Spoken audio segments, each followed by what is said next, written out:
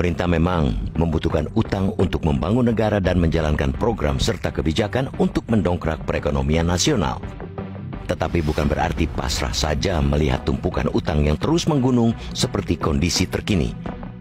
Utang pemerintah kini mulai menjadi momok, pasalnya terus membengkak. Kementerian Keuangan mencatat utang hingga akhir Maret 2023 mencapai 7.879 triliun rupiah. Angka ini naik lebih dari 800 triliun rupiah dibandingkan posisi Maret 2022 sebesar 7.052,5 triliun rupiah. Situasi utang pemerintah ini cukup mengkhawatirkan, tidak hanya dari nominal yang terus naik, tetapi juga dampak ekonomi dan penggunaan utang masih minim.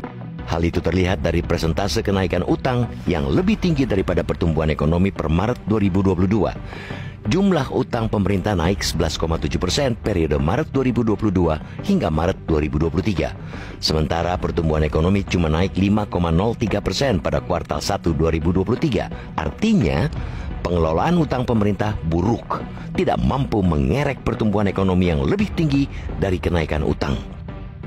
Kondisi inilah yang membuat peringatan mantan Wakil Presiden Yusuf Kala terkait utang menemukan relevansinya. Menurut JK, pemerintah saat ini membayar utang mencapai 1.000 triliun rupiah dalam setahun, terbesar dalam sejarah Indonesia sejak merdeka. Tumpukan utang itu potensial menjadi bom waktu jika tidak dikelola dengan hati-hati, mengingat kondisi perekonomian, baik domestik maupun global, yang belum pulih 100%. Era pemerintahan Joko Widodo memang gencar mencari pembiayaan dari utang demi mengakselerasi pembangunan. Tercatat sejak 2014 Jokowi memimpin, peningkatan utang mencapai lebih dari 5.000 triliun rupiah. Ketika Jokowi dilantik sebagai presiden, utang Indonesia berada di angka 2.700 triliun rupiah. Dan kini, utang pemerintah hingga akhir Maret 2023 mencapai 7.879 triliun rupiah. Memang, rasio utang Indonesia masih di bawah batas yang diatur dalam Undang-Undang Nomor 17 Tahun 2003 tentang Keuangan Negara, yakni 60% dari PDB.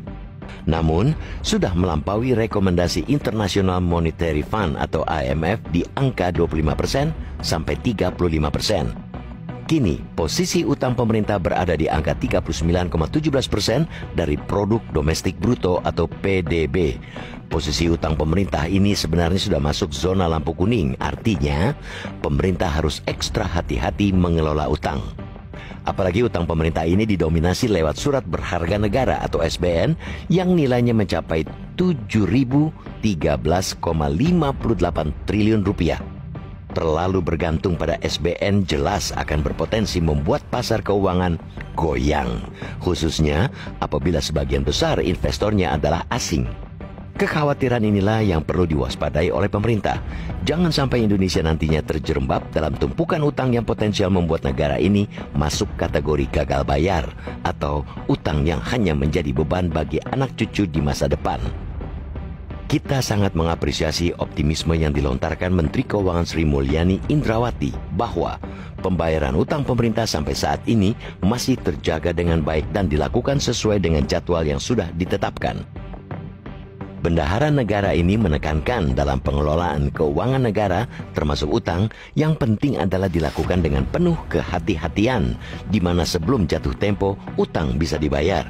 Tetapi antisipasi untuk mencegah terjadinya kemungkinan terburuk perlu kiranya dilakukan. Sudah saatnya pemerintah mengatur ulang pos pembiayaan utang. Manfaatkan utang seoptimal mungkin untuk mendongkrak perekonomian, bukan sekedar menambal kebutuhan negara yang tidak bersifat produktif.